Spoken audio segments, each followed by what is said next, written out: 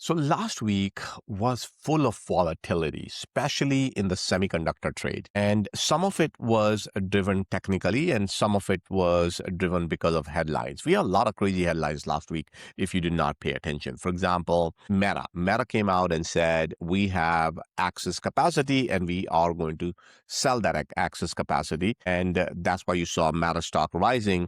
And at the same time, it got a lot of people worried about the AI trade. Why? Well, because all of a sudden we are talking about access capacity. All this time we were talking about there's a lot of shortage, there was a lot of demand, and we need to build more AI infrastructure. We need to put more money in CapEx. And then all of a sudden here we are where Meta is saying, hey, we are going to sell access capacity. So that kind of made a lot of people panic in the AI trade. So that was a big news. Then you probably have seen a lot of companies are building their own chips. Why? Because NVIDIA chips are very expensive. Google is doing it, Amazon is doing it, and there are a lot of other players out there in the market as well. So investors are a little bit worried about NVIDIA. They go like, hey, all of a sudden, looks like we're seeing acceleration of all these companies building their own chips. So is NVIDIA still a viable investment? And NVIDIA countered it pretty good last week, and they said, we are going to partner up with providers who can bring in the infrastructure. We will provide them the GPUs and let's share the revenue. Now, if this is successful, if this partnership is successful, I would expect token prices to come down quite a bit. That means the demand is going to increase, and NVIDIA once again will probably be a big winner as well. So NVIDIA is becoming a direct threat to its own customers now in some ways. And it's not unwarranted because those same customers were kind of, criticizing NVIDIA for the pricing as well, kind of like what you're seeing with Micron. Talking about Micron, we also had a very popular investor, Michael Burry, who went short on Micron and NVIDIA as well. And I don't blame him. I don't blame him because market is too hot. I mean, this sector has gone up a lot, and whenever something goes up really, really fast, there is a chance of correction. I don't think he's bearish on NVIDIA or Micron. I think it's more like a short-term positioning because the market has gone up so fast, and there could be an easily 20, 30, 40% correction, and he can take advantage of that, and then market kind of moves back on. But anyhow, I want to talk about that as well. But that was certainly made a big news in the market as well. Then, we also had a quarter end, and typically when you have a quarter end, people tend to rebalance, especially all the people who follow index funds, and all those people need to make room for SpaceX, all their investments. So they had to sell NVIDIA, Micron, a lot of semiconductor stocks that has went up a lot, and rebalance their portfolio. So we saw that as well. And then we also have a lot of leverage. Certainly in the US market, we have leverage, but I'm not really worried about so much leverage in the United States. However, the leverage in Asian markets is starting to become really crazy. I think they need to do something about that. So over there, people are super excited about SK Hynix and Samsung. So what these people are doing is they are, investing all of their money, then they're borrowing it on their margin, and now they're even borrowing money from bank. So they are taking way too much debt because they're, big believer in this cycle. I'm sure the stories over there are even stronger than the United States. See, good thing about the United States is we have a lot of options. We don't have to be all in Micron and NVIDIA. There's just so many options in this country. But if you take a look at Asian market, I mean, those two are the market. So people are really, it's a very crowded trade for them. So anytime there's a headline, they have no option but to sell out, or they can get wiped out because of all the debt they're taking over there as well.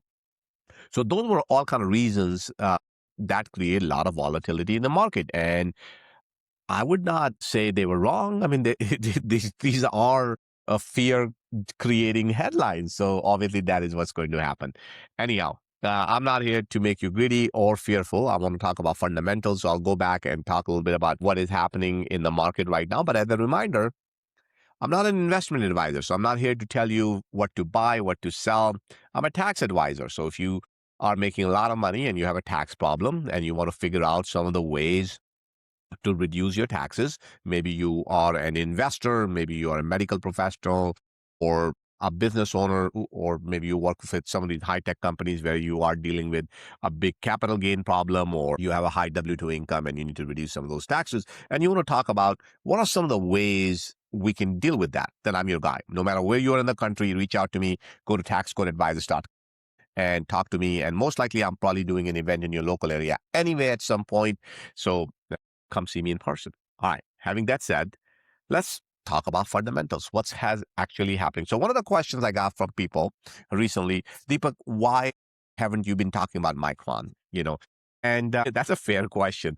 But see, I'm not a content creator. Like I don't make content because I want to live my life by attracting a lot of people or selling them some sort of program that they need to buy to, right? I only talk about whenever I feel there is something materially has changed, something important that I need to talk about. I mean, if the goal is to generate a lot of subscribers, then yeah, I can talk about Micron every day because that's a hot trade right now. So, oh, why did it went down? Why did it went up?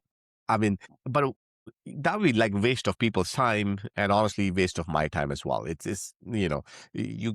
I'm not a trader. I'm a buy and hold kind of investor. So I buy it once and wait until that thesis plays out. So that's the reason why I don't talk about it. But if anything, the thesis has actually become even more stronger. So all we know is that demand for all kind of memory, DRAM, NAND, has actually gone up a lot. As a matter of fact, the management is telling that they don't really know for how long that demand is going to be there. They're saying like for now, we can tell you that at least there's too much demand for 2027. We don't know how much demand is going to be for 20 or 29, but we're expecting it to be really big. And they're telling us a lot of that demand is not just coming from traditional laptops and cell phones and all that stuff, but it's coming from a lot of other sectors. So you might say, oh yeah, we know you're talking about data centers. No, I'm not talking about data centers. They're talking about medical. They're talking about automotives. So a lot of that stuff is happening. And it's very hard to kind of catch up on that demand because these things require large facilities to be built. And you need a lot of talent, you need a lot of capital investment as well. And all of that takes time. I mean, right now, think about it. Even if you want to set up a simple data center, it's not that easy because there's not enough power out there. Last quarter, I think Micron has signed up one long-term contract. Now they're signing up I think they have 16, if I remember correctly, right? 16 long-term contract. And when I say long-term, they're 5-year contract. So they have a price floor and there's no price ceiling actually. All Micron is promising is that, hey, look, we want some assurity from you that we can charge you minimum this price over the next 5 years. And if you do that, we're going to help you out with the upside as well. So we're going to give you a little bit of a discount on the upside as well.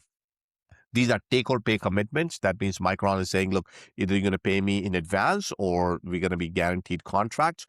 And people are writing them check. People are giving them money. I think $100 billion worth of contracted revenue is a done deal right now. And if I'm not wrong, I think they collected almost $22 billion in advance. So $22 billion in advance, $100 billion of future contracted revenue, 16 strategic customer contracts. I mean, all of that stuff looks good to me. Last quarter, they did almost $41.5 billion, 85% margin, a little bit less than that. I think earning per share is 25 and free cash flow was $18 billion. I mean, these are some huge number. And what was exciting is for the Q4 guidance. Q4 guidance, they're saying the revenue is going to be about $50 billion. My guess is probably going to be about $56, $57 billion. Gross margin will increase slightly. They're guiding it about 86%. And earning per share will be 31. So reminder, this quarter they reported an earning per share of $25. Now it goes from $25 to $31. So if I take $31 multiplied by, let's just say 4, that's about what, 120. My guess is they're going to be significantly more by the time we are done for the year, probably be 130, 140 bucks. And if you give it a PE of, let's just say 10, the stock is still worth 1,400 bucks in my opinion. Okay. Although I think there's a lot of room for that PE expansion still, mostly because, if next ER, Micron comes back and say, now we have, let's say 30 strategic contracts. What are you going to say then? I mean, beginning of the year, there was 1. Next quarter, they have 16. They come back the next time is 30. I mean, now we're talking about 5-year cycle. We're not talking about, hey, we are at the peak of the cycle, it's ending. Now we're saying the cycle is extended for 5 years. Now what do?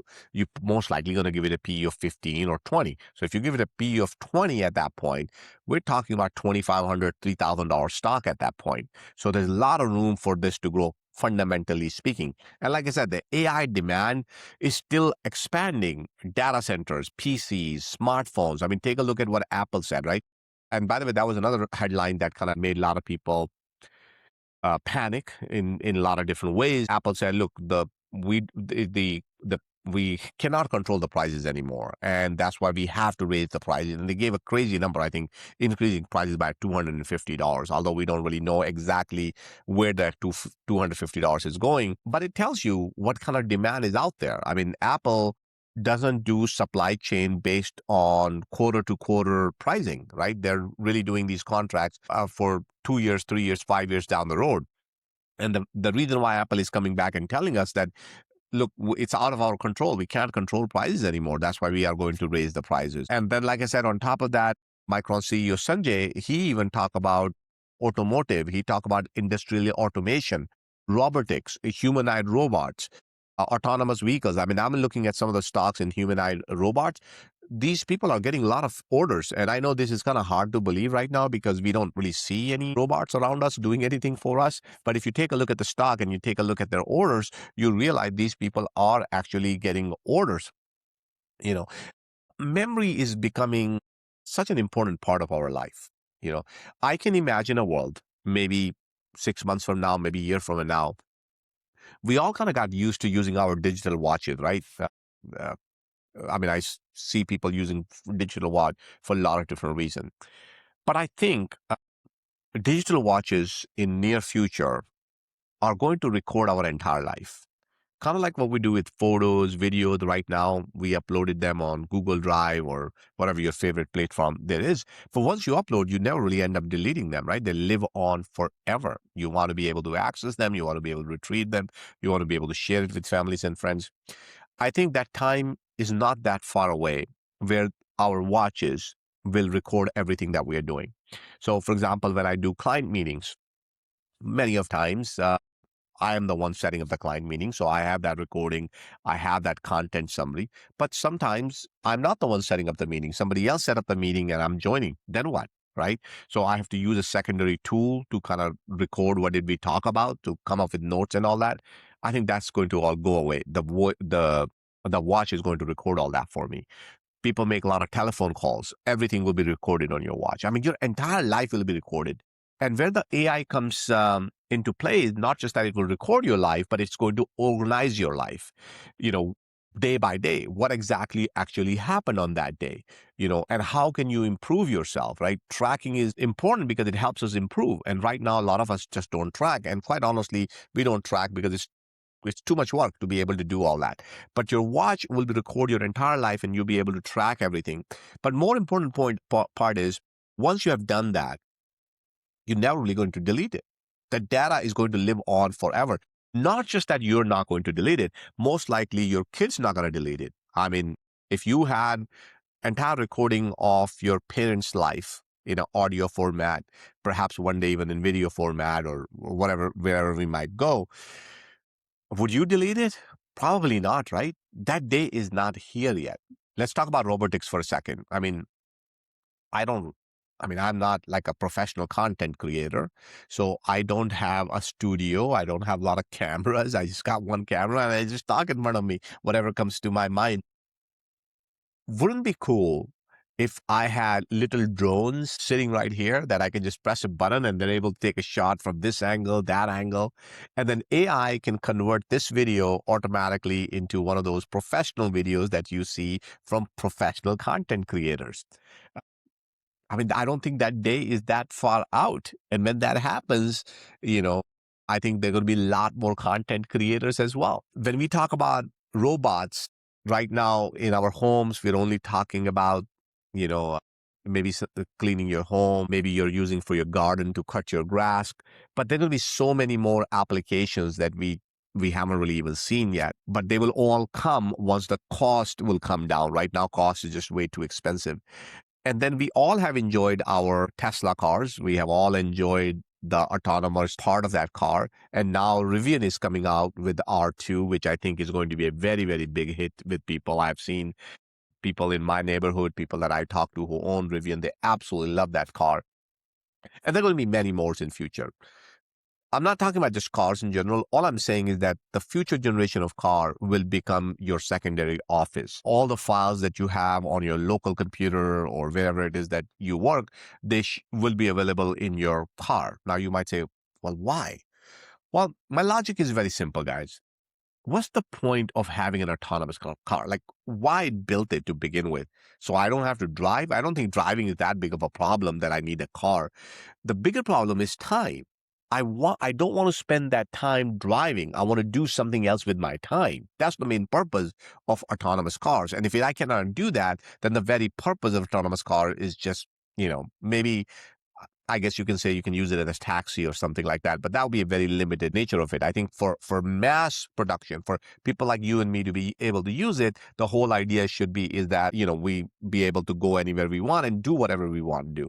So for that, I need access to everything I do. So I think the future version of cars is going to be like a mini office. The car itself will become your secondary office. That means there's going to be a lot of storage, a lot of memory, a lot of processing. So all of that is going to require a lot of memory and a lot of chips as well. So look, memory has now become a strategic AI asset. It's as simple as that. And that's not my words. That is what management is telling us. And the future generation of memories are going to be even smaller, smarter, faster, and they're going to have a lot of storage. Let's talk about, for example, HBM4. HBM4 is ramping up twice as fast as HBM3. Twice as fast. More than $1 billion in HBM4 revenue has already shipped by Micron. $1 billion. Can you imagine that? It's already done. It was just barely released. Okay. So you can imagine what will happen with the future generations of memory as well. Now, I do agree at some point prices has to come down. They cannot stay elevated for a very long time. And Micron is doing its best to do that. They have they have actually two labs in Idaho. They have a fabrication facility in New York. They are expanding in Taiwan, in Singapore, in Japan, in India. So they have all of that stuff going on. I think they're spending almost, 30 billion or 25 billion, somewhere around that on CapEx for this year alone.